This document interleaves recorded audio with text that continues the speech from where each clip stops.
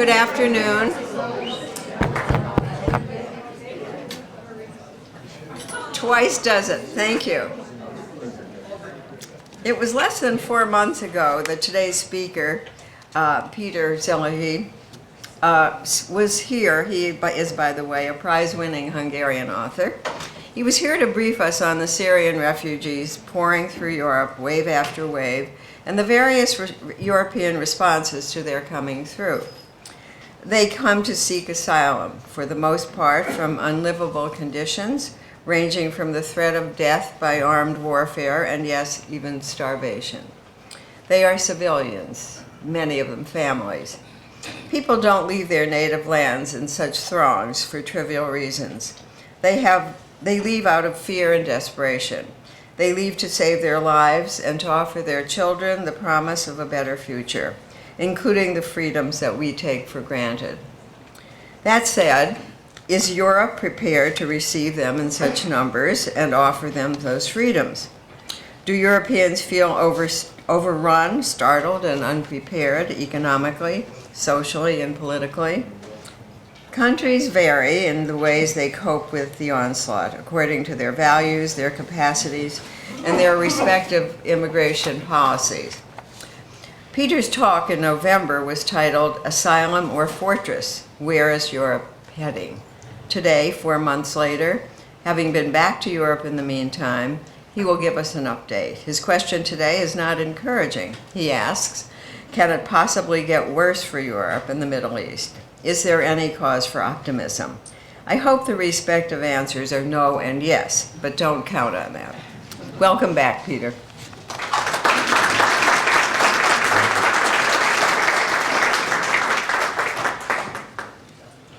So I had no idea how much the overlap between the two crowds would be, so I thought a couple of things from last time would be maybe handy to begin with. I also have to mention that the last couple of days I have been to Melbourne, Tokyo and Boston, so I have an epic jet lag and I couldn't sleep last night at all, so I apologize in advance if I may sometimes seem to be drifting off.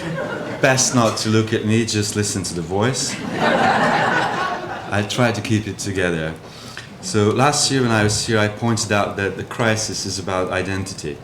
That's why it is almost impossible not to take sides, because it is about who we are, what it is to be human, and where humanity is headed. According to the pictures you see in the press these days, it seems to be going to Europe. Maybe to question Europe, its wealth, its tolerance, and its identity. Then I pose the question, is Europe heading for an identity crisis? Or should she? Demography stats are pretty bleak. It is estimated that the European Union could lose 100 million people by 2050. With millions on the move, running from death and destruction, each and every individual should have an identity crisis and not hide behind the collective responsibility. It is not exaggerated to say what you think about the refugees reflects who you are. Once again, we have to clarify there were no less refugees after the breakup of the Soviet Union and Yugoslavia. It is not the number, it is the attitude that makes this Europe unable to handle the situation together. The illusion of European solidarity has dissolved in a puff of air. While thousands of volunteers went of their ways to help people on the road, polls show that the majority of Europeans are not so much in favor for letting large numbers of asylum seekers settle on the continent. More and more popular on the conservative side in both Europe and America is the idea to take only the Christians from Syria. And that is not a very Christian idea, as I mentioned last time. So why would the refugees assimilate to something like this? Fear of death, fear of something worse than death, fear of being alone, fear of not being alone. What are we more afraid of? That they are not like us, or that they are like us? Our gene sequences are 95% identical to those of yeast. The difference between yeast and the human being is largely a matter of organization. We share 50% of our genetic code with a banana. The little differences are crucial, as in our everyday moves, as in genocide. Muslims kill a lot more Muslims than Christians, by the way. The more similar you are, the more you look at the little differences. What bothers us really is the similarity without union. Our main problem is not that we are too different, but that we are too similar. We are limited. We all are limited by similarly. We are all limited by similarly. It is our limitation. That's why I'm talking about jet lag. So sometimes the word gets in the way. It is our limitations that connect us. So going back to yeast and the banana, it is all about how we organize our limitations in politics and in arts as well. There really is just two things you can do about the refugee crisis. Either you turn off the radio or internet or whatever you have on. Otherwise it will make you numb, or do something about it. Information is like a drug. If your system gets used to it, you will feel nothing after a while. You're either able to find a way to block out this disease of empathy from your head, or it's going to find a way to hurt you. Unless you do something about it, it's your unloved child you have to face. It's your long-lost father you never wanted to meet. It's your uncle who tells you a terrible family truth that seems unbearable to live with. Either you make a move, or it's going to hold you in its strong grip for the rest of your life. At the last lecture, I was showing you portraits of refugees represented with dignity, as opposed to most of the refugee representations you see in the press. Now I have some different visuals I'm going to show you. And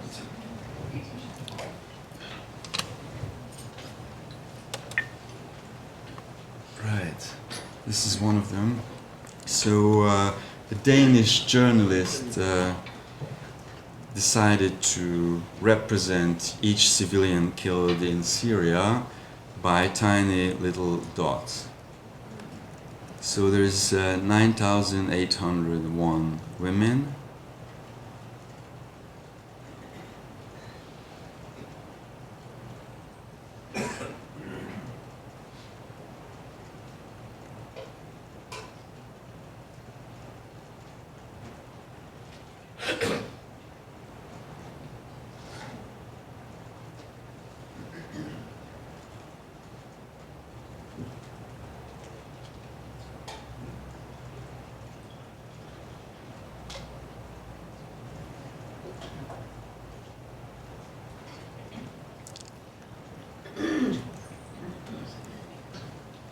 $15,414 children, represented by the green dots.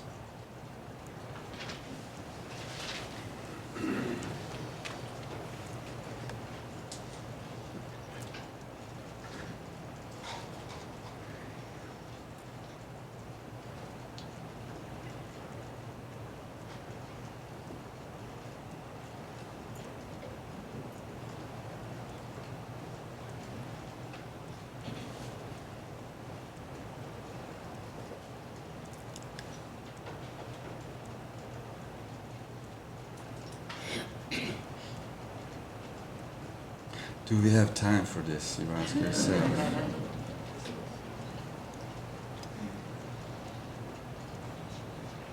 Still the children.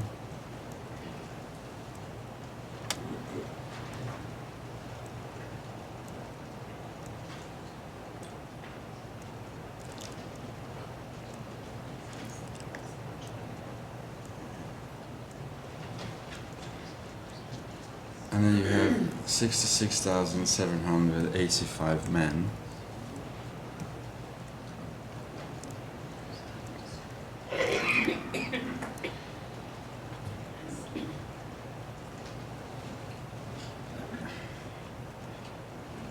These are the people who we know name by name. And the UN numbers are threefold. And there are estimates that is 5 times bigger, the number of dead. So these are only all these dots we have a name for. That's the situation of these dots. That's why they are around 92,000.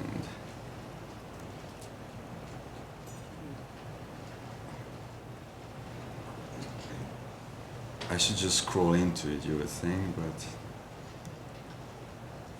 these are all people with names.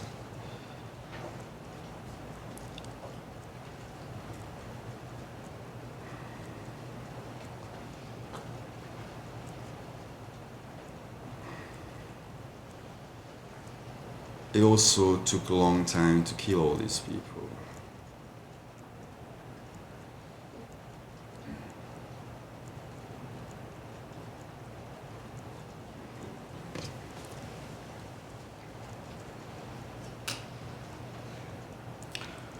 Anyway, I don't want to torture you longer than this.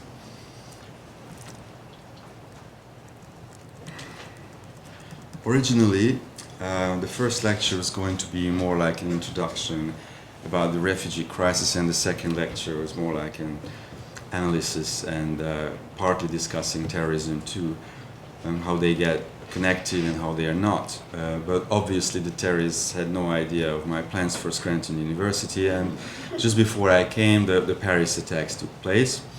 So I have done most of the terrorist part and the analysis last time, so now I will talk about the latest developments and some of the stuff I left out, but they are important. We didn't have time last time to discuss. And then I would open the floor for questions. Refugees will come no matter what. It is what we do for them now and how we do it that will influence what they will do for us and how they will become citizens in a Europe that is both an asylum and a fortress from now on. Let's see some of the latest news. Sunday, just this Sunday, there were local elections in Germany, in 3 states. Germany is a federal state like the United States. And Angela Merkel did not lose, but did significantly less well than before, and also her allies. So at the same time, the anti-immigration party got a lot stronger. So we see a similar pattern that I explained in Vienna with the far right last time. One of the issues we discussed last time, that part of the problem with the far right is that they got a lot of protest votes. So a sort of rebellion against the European elite. So people who just don't agree with the idea, they would go for the radicals. In March, Filippo Grandi, UN Chief of Refugee Affairs, stated that the wall and the fences only increased the suffering of the refugees and did not solve anything. He spoke against the fear-mongering among European politicians and pointed out that 2/3 of the refugees coming now are women and children, compared to 41% last year. February. This is the kind of stats I never understand how they get it, but you know, there are powers in numbers. 76% of tourism specialists believe that the present refugee politics will lead to the destruction of the Union. On the other hand, there will be one winner, according to 77% of them, German tourism industry, since Germans will spend their money home at German destinations instead of going abroad. At the same time, tourism into Europe, this is my data that I checked, at the same time, tourism into Europe grew 4.4% last year due to the weak euro, the currency. So you see, terrorism was secondary compared to the cheap prices and last-minute deals. So how crazy the world is another question. But we should not forget that listening to the press is one thing, and at the same time, in 2015, a couple of things that happened in 2015, more children went to school than ever before. Child mortality continued to plunge for many years in a row. Extreme poverty dropped below 10%. It's a record. Malaria death rates are also at a record low. Polio is about to be eradicated for good. Fewer people went hungry this year than ever before. More people have access to clean water than ever before. More people get connected to the internet than ever before. These are just a few things I mentioned here, so not everything is so bleak. It depends on what news you're listening to. Again, talking about the refugee waves earlier, particularly the Soviet Union, part of the problem that we tend to overlook that in the case of a great many countries, when you destroy the regime, you destroy the state. You can't just take out the regime and put another regime back. They're so interconnected that with the regime, the whole state goes down. And that was the case with the Soviet Union. And the stats were no different in the 90s. At the collapse of the Soviet Union, Germans have very precise statistics. So last year, 1,465,000 immigrants arrived to Germany. In 1992, this number was higher. It was 1,502,000. So other stats also for terrorism. In the 70s and the 80s, a lot more European people died of terrorist attacks. A lot more every year. As I mentioned before, what is very different is the atmosphere today, not the numbers. In the 90s, the majority also went to Germany. As I mentioned last time, Germany's historical debt to humanity is paid in gold now. The other issue is the nation state.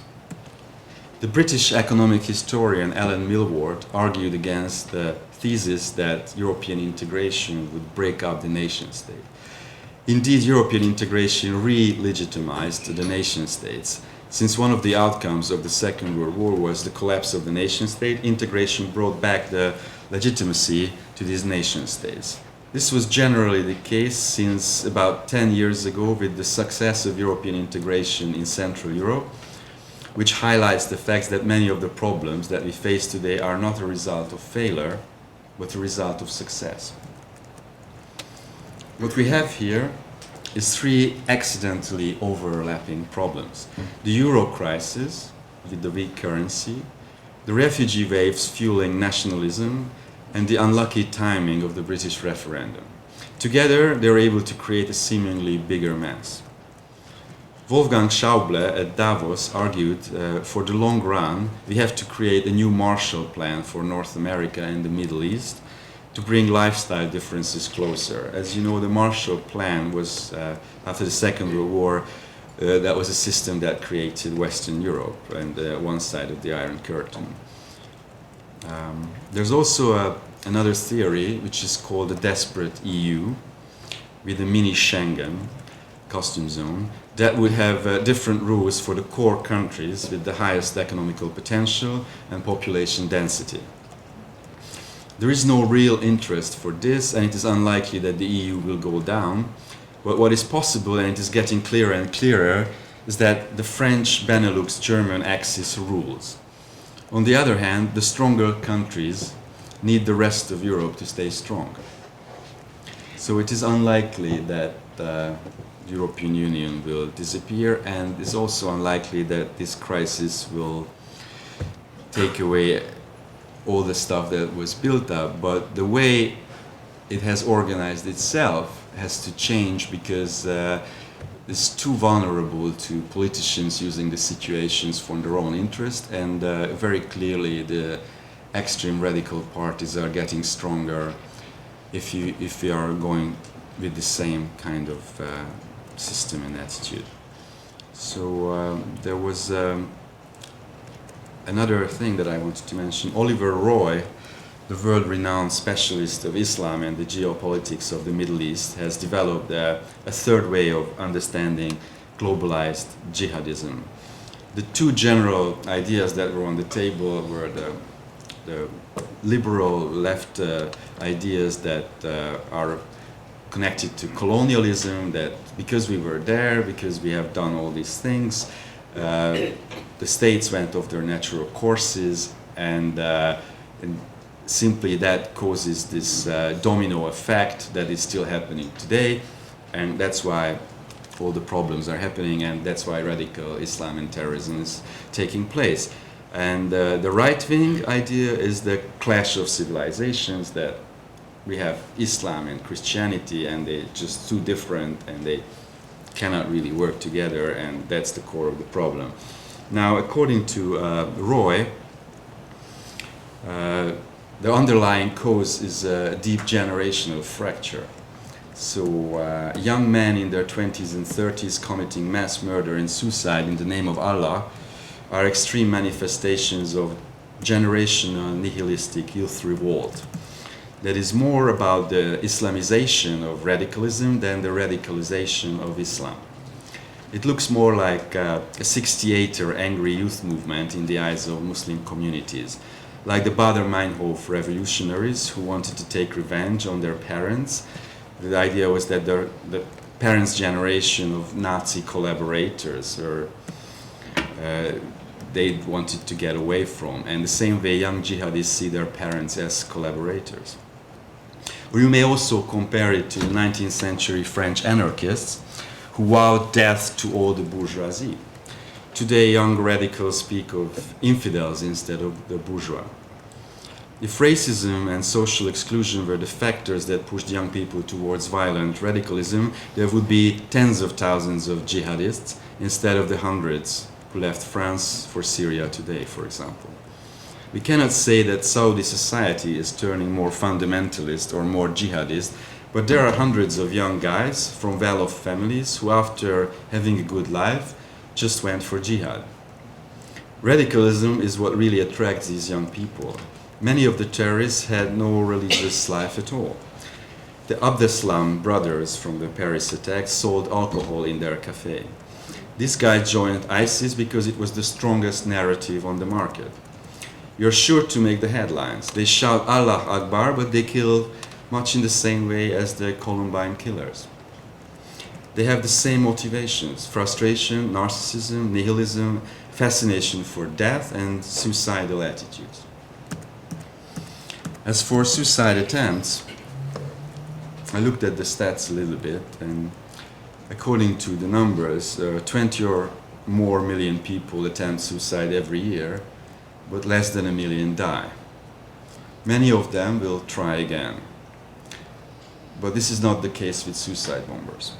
If they survive, that's it. They can only go through that stress once in a lifetime.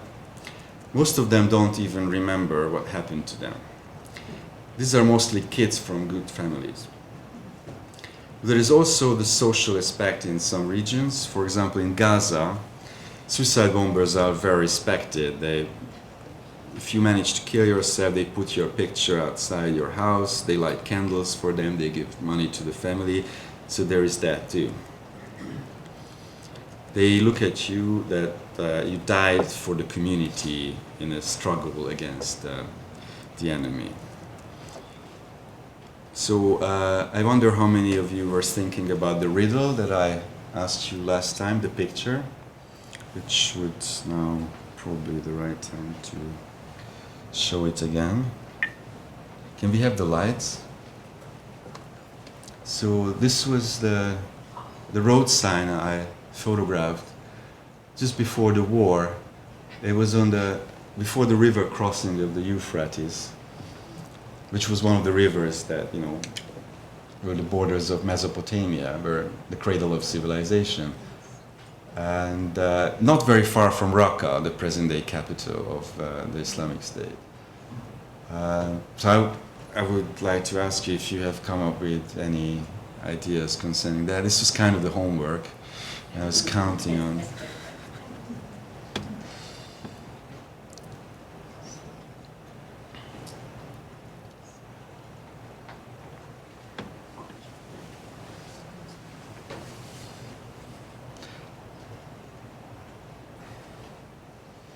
You don't have to read the Arabic, just go for the Please. If you are free, nothing bad could happen to you anymore. All right. Thank you. Anybody else?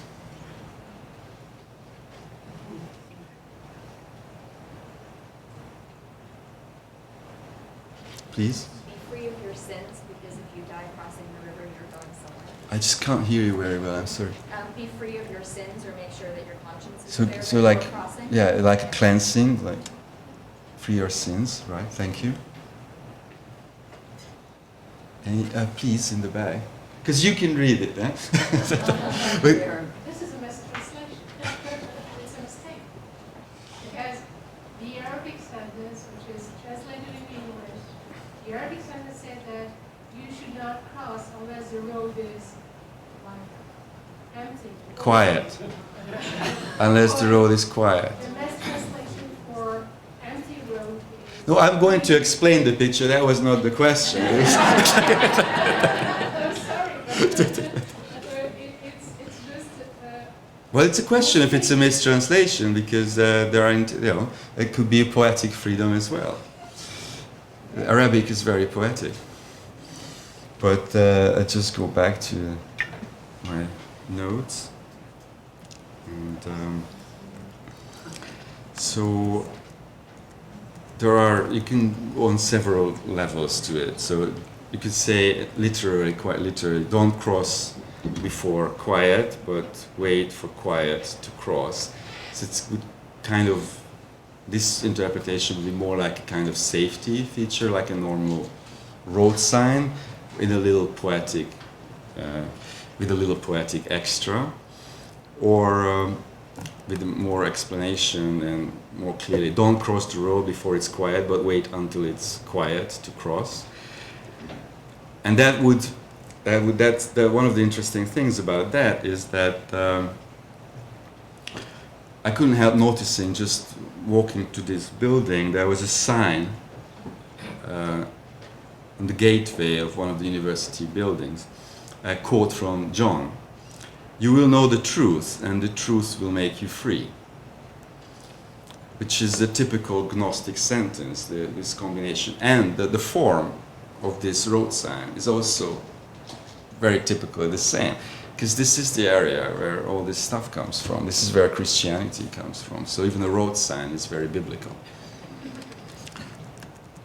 And so if you consider their interpretations, they use the word free instead of quiet, which is implicated by the text there. You could also say that don't cross the road before it's free to cross.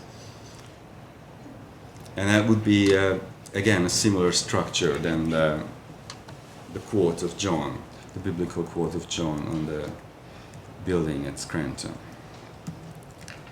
Now, something more shocking and less funny. Last year, June 21st, women were offered as sex slaves to the top 3 winners of a Quran memorization competition in Mosul, which is a large city in northern Iraq held by ISIS. And you're in shock, but imagine this is a television show. And try to imagine how crazy your world can look to them. And I'm not passing judgment here, just trying to emphasize the distance between 2 points. I have a story on Sarajevo. So during the Yugoslav war, Sarajevo was sieged by the Serbian army. They surrounded the city and shelled every day, and there were minefields, and snipers were killing people randomly every day. Now, after the siege, I had some friends visiting me in Budapest, and they came. They were the first time in Budapest. They looked around. They said, "This is the most amazing town they've seen. This is beautiful, but it's crazy because you can put a cannon there, a mortar there, and it's over." So a very different view of my city that I could never think about.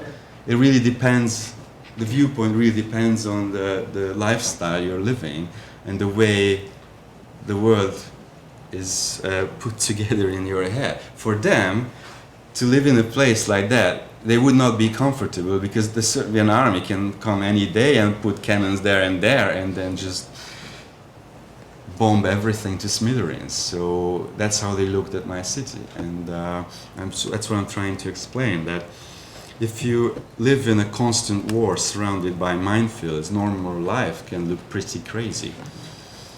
Just to add a little bit to that and make another twist, public policy polling asked questions from American voters about the Middle East. One of them was whether we should or should not bomb Agrabah. 30% of the Republican voters supported bombing Agrabah, while 19% of the Democrats were also for the bombing of this fictional place, which is none other than the fictional home of Aladdin in the Disney movie. And now, try again to imagine how crazy your world could look to others. Just a thought experiment. So let's go on with the craziest thing and a little gem on Twitter and terrorism. It turns out that you can recruit suicide bombers and teenage wives in 140 characters. Which means not everything is as complicated as it seems. In forms of communication like this, you can only tell the people what they expect to hear. You only have to wink and they will misunderstand you exactly the way they want to. And some more. ISIS in oil in 2014. Numbers are all over the place, but the best estimate says that ISIS in 2014 was producing close to 50,000 barrels per day, less than half the region's potential. And it was still raking in up 1.6 million daily, $1.6 million. This is according to the UN. So ISIS draws crude oil from captured wells and it sells to the middleman at a quarter of the market price. So when the barrel was $80, ISIS was selling it for $20. What's more, ISIS was selling oil to the enemies, to its enemies. Syrian dictator Bashar al-Assad needs oil to keep the lights on his part of the country. US-backed Syrian rebels need diesel to keep engines running. ISIS doesn't mind literally fueling its enemies for now, because its goal is to keep the funding of the expansion of the Islamic State. So everything is very blurry. They fight in the day and they make deals at night. Just a reminder before the questions that we are 50% bananas. And I know it sounds like a simplification, but in view of what you have just heard, perhaps it starts making sense. Thank you.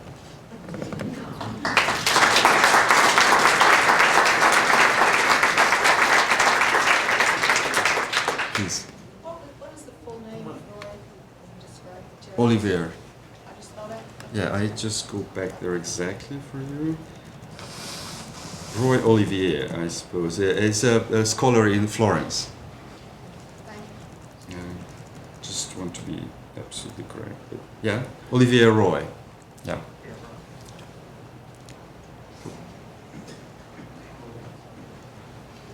I hope that wasn't the only question.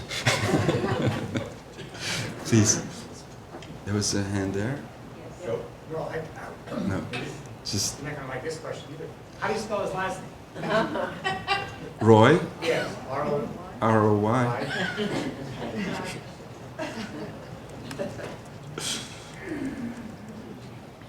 Please. It's just related to the story you were telling about Budapest. 20 years ago now, I was in Israel with a group of university chaplains and humanitarian workers, and we were visiting Israelis and Palestinians both. Anyway, we were in Temple Square, and I was eating an ice cream cone, staring at the world around me, and the man next to me took my elbow and moved me, and I said, "What was that about?" He was in our tour group, and he said his last job before this tour had been scheduling Jesse Jackson, who's an African-American man who won a presidential campaign. Yes, I know. He said the last thing I did was I was the scheduler for that campaign. Look around you, you're sitting ducks. And it was, he had spent most of the year thinking about how not to get this man killed. And he simply saw the world, the two of us were standing next to each other in a way I had not seen it at all. Right, it would be, yeah, it was difficult to combine a bodyguard and an interior designer. Yeah, and what it made me think about was when you said the sign about don't cross the river until you're, or cross the road until you're river until it's quiet. A part of me realized the internal quiet, and my friend can move to me.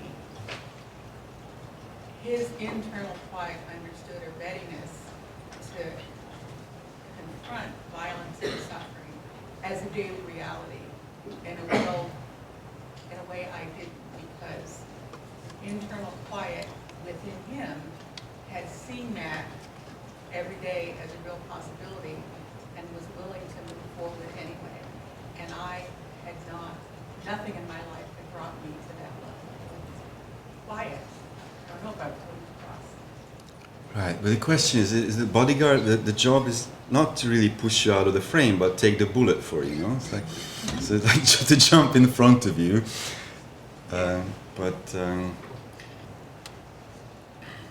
Yeah, that is very different, because like the people I described, they're looking at the city as potentially destroyed, and he's looking at the person, and he's the one who has to save them. But yeah, ooh, many hands.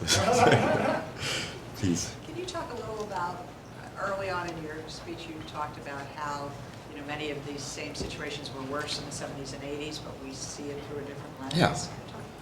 Yeah, because we didn't have this attitude problem that we have today. In the 70s and also in the 90s, so far there were more refugees. It could change, so we can arrive to a point when we could say that now there were significantly more refugees coming to Europe.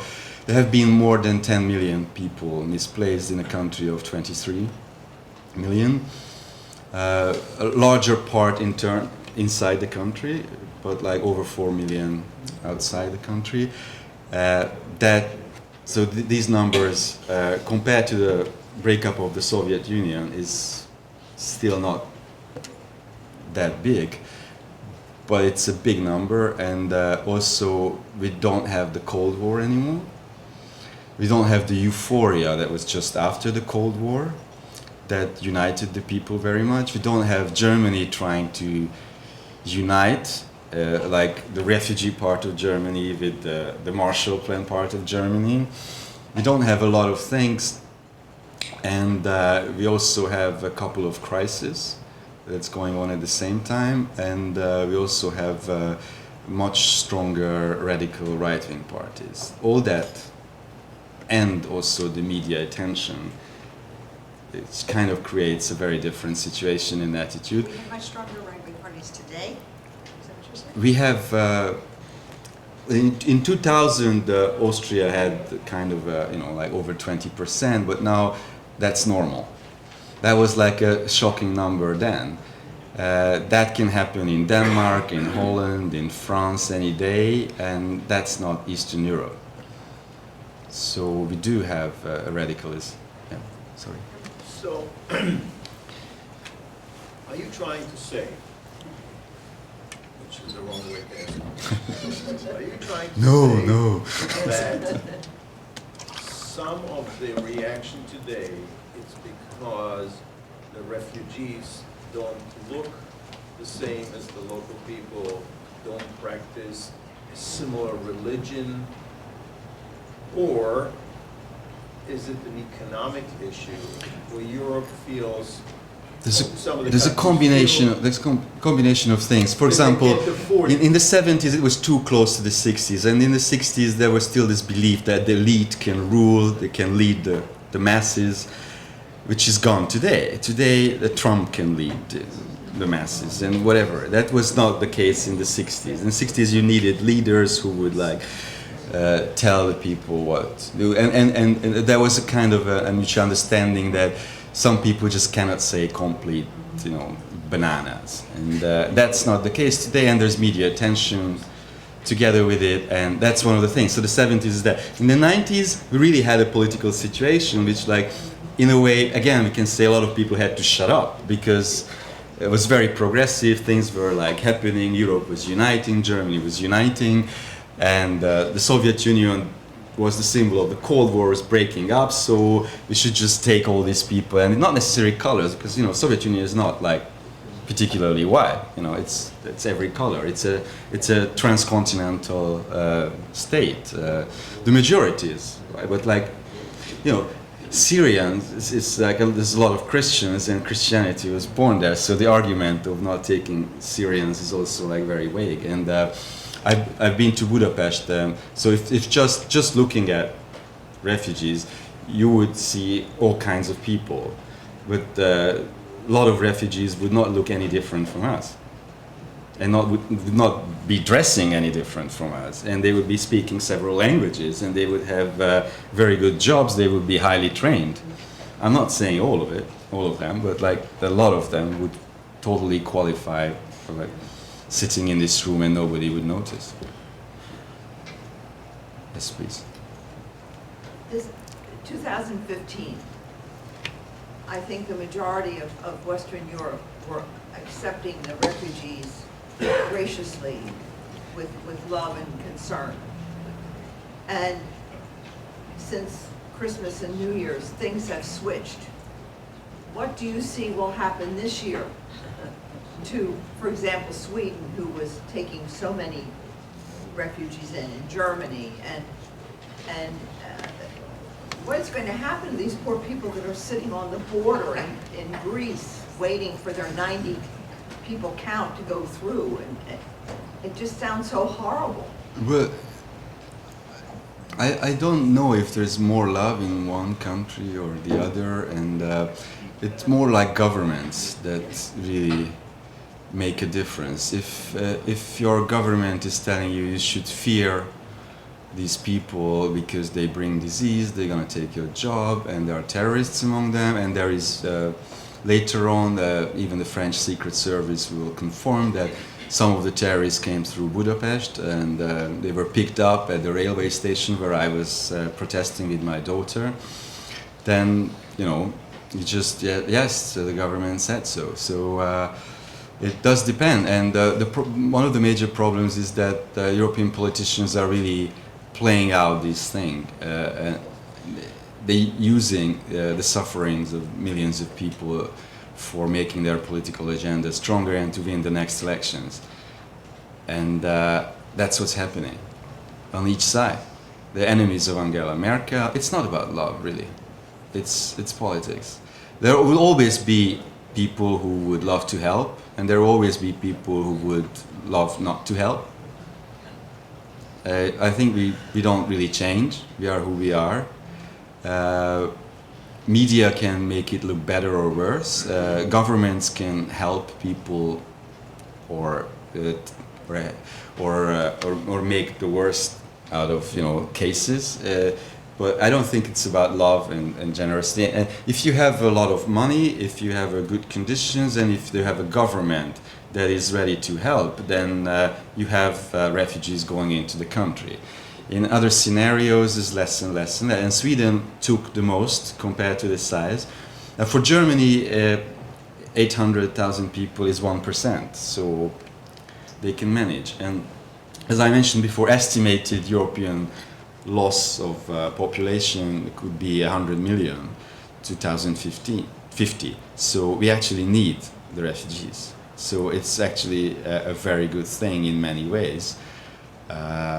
And of course, there will be always the selection. They can't really do it on a moral basis. You know, you can't just say take the Christians or take the educated. These are people running away from death, and then you say, okay, the blondes can come in, and the Christians, and how you do that? Please. Our daughter sent us an article on, and I forget who wrote it, on pretty much the ostracization of Arab Muslim people in France, outside of Paris, that they were these high-rise communities where basically that's where a number of the radicals, I believe, came from these communities. And they went into Paris maybe for a job, but then back to these communities. And it appeared that at least in France, there was very little enculturation of the people. So what is the question? Is it like that, or do you think it's going to be like that? No, it's kind of the opposite. In Germany or in No, it's not like that. That's kind of France, just out there. It's a prejudiced view. Most of the terrorists are coming from good families, not from these blocks. And the story with this, the the periphery in Paris, they like to come in sometimes and burn some cars and maybe be not so nice to women. And in that respect, Paris is much less safe than New York, and it was very different 20 years ago. It has changed, but they are not the terrorists. That would be like a major simplification. Most of the terrorists are not even from religious families. They're converts. They had a relatively good life. They were living a very Western European life, but they were not accepted as they wanted to be, and there was resentment. And then they turned radical among themselves. There are many studies on this. This is That really wasn't my question. Is more in countries. In Germany, it's even less, because in Germany, it's really tough to be a racist, because people are very tough on racists.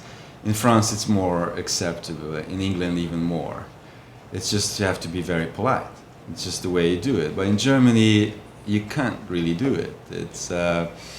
There will be very tough voices the moment somebody starts to be racist, and kind of the person will be ostracized. And there's some parts in Germany, like Eastern Germany, in some countryside places where there's a very strong right wing, where it's okay, and people have marches, and there are some districts in Berlin in the north that is like relatively Nazi. But generally speaking, in Germany, you start a racist conversation, you're not going to go very far. It's not really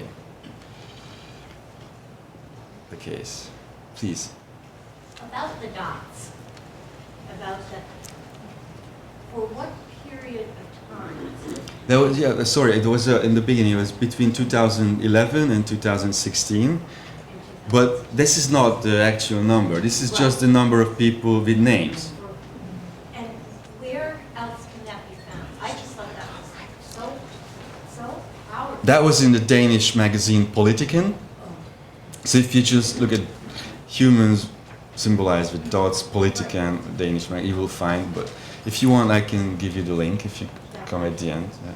I think too, just for me to sit here and watch that, and then in the silence of it, and not feel like it should be heard, that there's something respectful about just seeing that in a way that I have not thought about it before, that they are all, dot is a name, and collectively that's a huge pictorial of what has been lost. Yes, that was why I tried to explain that we just, grew so cold about news because we hear so much on the radio. So there are different ways that we should be told news, and this is one of them. That's so that we could understand and feel something anymore, because we are just neutralized. You can say, 200 people died yesterday in a car bombing. It happened the week before. Or in America, for a European, every time we hear this, like somebody on a mall shooting like 10 people, we are shocked. But in America, it's like normal. Well, I think the other part of breaking them up. For a lot of people, it's not like news. It's just like news. It's the news. Yeah, for a lot of people, it's just yeah. So I just wanted to emphasize that there are different ways of telling news, and also there is also a lot of good news all the time that we don't really listen to because that's not news. And so we are very much looking at the world through the filter of the media, which is infotainment and also very much working with a kind of dramaturgy that is not very good, and we are in this trap all the time, and they're playing us. Sorry. You're talking about the media. It seems that it's such a central factor. the immigration that you spoke of in the 90s or whenever it was when the Russians were moving through, certainly wasn't shown in the same way that this migration is. I mean, we're seeing people, coming in streams and, huge numbers and living in camps, and it's a very different picture. And I think it's a very different migration, yes. And that's when but it's Russian became one of the official languages of Israel. That's where you have the signs, since the signs everywhere. You didn't see, the visual was very different or practically non-existent compared to what we are seeing today. So people feel that they're just hordes of people going, and how can they possibly fit anywhere? And yet you're saying there's less migration than there was earlier, and Europe was fine with it. Yes, throughout the history of Europe, there has been always this cataclysmic moments, and people were migrating. Every century, there are like very large migrations all the time, and most of them were successful. But there are also moments in time when something didn't work, even in the 13th century, and so there are this is like the wrong time, and this is the wrong moment for a country to go down, and then so there are these things that. And apparently, both someone gave me some piece from The Economist that showed that there were not necessarily negative impacts, even economically. No. What was going on, and there are some positive impacts. No, it is really too early to really make statements about how much positive or negative events, but there is reason to believe that there could be more positive, benefits from. But that would not be really scientific, or it's just to say it would be like sheer optimism. But it could be that it's rather positive. Well, as you're saying, since they need population, that's reason enough. Yes, but if the radical right wing also gets like a lot of places and manage to change the rules of the game, then it could be different for the whole 500 million Europeans. So it's really difficult to tell yet. It's just it looks like a very complicated moment, not a happy moment. Very many, bad attitudes, and it's not clear what's going to happen. The enthusiasm of Germany or Sweden and doesn't seem to be enough. They couldn't really handle. Merkel is losing ground. Sweden had to change the borders, had to close the borders too, to Denmark. In every country, something is happening that is going towards the radical right. So, do you want to say something about that movement?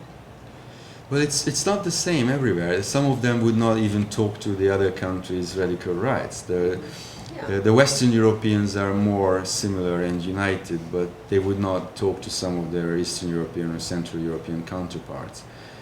And some of them would be pretty Nazi, some of them would be just having economical ideas that are kind of based on racism, but not like they would not, at least they would not talk about anything aggressive towards actual people. But there is no one way of doing it, and in France they were rather successful. They could have won the last elections, if the other parties don't unite against them, and which was a kind of a fraud, as Marine Le Pen said, and she was right. But that's how it works, in many countries before the Second World War, there were very strong Nazi movements, but the government cheated with the results. This was the case in Hungary as well. So instead of 40%, they just got 19-20%. The government directly cheated the radical right-wing results and stuff like that. So it's really hard to generalize these things. They're really quite different. Also, a lot of things depends on the number of minorities in the country, number of historical minorities that are integrated, and so it's too complex because the countries are really different. So you can't just make one scheme. Well, except that there are a number of them that are moving, for what particular reason they're moving right. They make. Well, there's a lot of, as I explained before, a lot of these votes for the right are protest votes. So they kind of have this attitude, just like, let's just do something bad for this government or for this European elite, because I'm fed up. I don't think things are going the right way. They sometimes very blue collar, sometimes just disillusioned elite. But there's a lot of people who don't necessarily want to support radical right, but they just want to support somebody who would piss off this government. And whenever the votes go over 20%, a large number of these votes are coming from that source. This it's not really happening that any country would have more than 20% of its population really thinking of getting rid of the rest. That's an extreme historical situation. There has to be some explanations, and the reason why it happened in Germany in the 30s was the crisis of the First World War and the economical crisis. It wasn't just out of the blue. And they were humiliated and they were totally down. And it was 25, 25, 25, 25. The extreme right, the extreme left, the middle right and the middle left. Everybody had the same. So it was like quarterly divided. So Hitler actually didn't win. It was, he wasn't appointed the first year. Only after next year the communists got stronger, they appointed Hitler because they were afraid of the red threat. So it was like a very delicate situation, and all these little things can happen anytime in any country. It's like sometimes it depends on a few votes, and it's just that democracy can easily be kidnapped under extreme historical circumstances, and then if the rules are changed, then one party can take away the country to a different course. It sounds like you're talking about the United States. No, I mean, everything you're saying. I didn't mean to. It's what, to some degree, is happening here with Trump getting 30 to 40% of the Republicans vote, but you wonder how many of those people are doing exactly what. These are also the people who want to bomb Agrabah.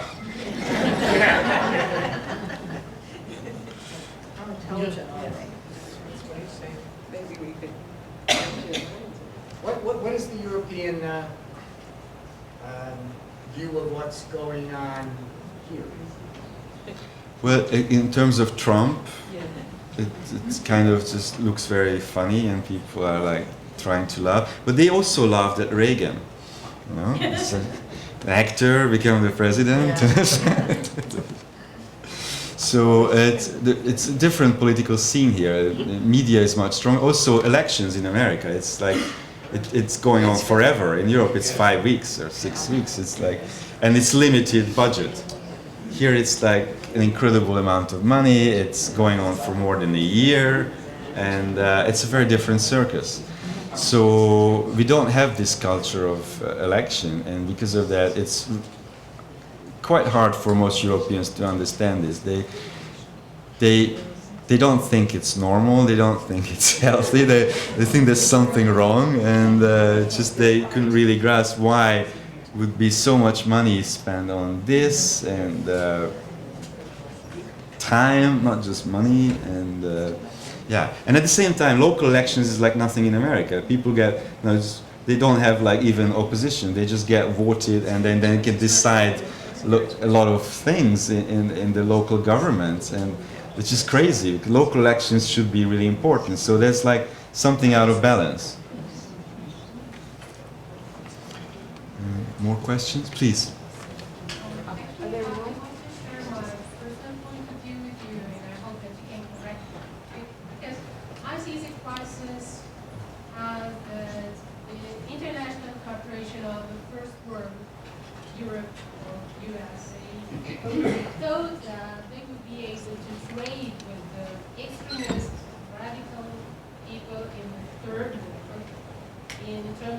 weapons and receiving oil in low prices without receiving refugees.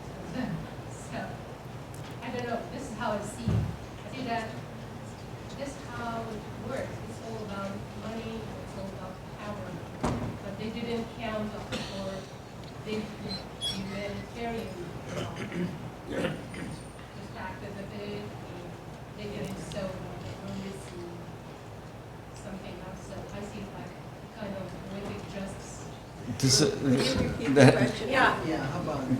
There has been a lot of economical influences of the Western world going into wars in the Middle East. That's a fact for the oil, and also America's great ally is Saudi Arabia, which is the most radical state in the region, and maybe the next one to collapse because it's not very stable compared to like Iran, which is like pretty stable, and this is like this old argument whether it's colonialism, like once you went in there then you cannot really change because you already put your mark there, like the Irani royal family was replaced with the Pahlavis, and then everything changed. So it's like you can't really play this game, or that would be like a separate lecture for every country or every period of time. And to go into this here, I think it would just not really contribute to the whole of this lecture. But there's certainly an element of economical, like why America invaded Iraq. They were not they were not part of 9/11. They were like nothing to do with it, and so there would be a lot of things against it, but that's not really the content of this lecture. These things would be speculations, and it would be difficult to answer, and there's a lot of arguments in each direction. But, any other questions? Well, please join me in thanking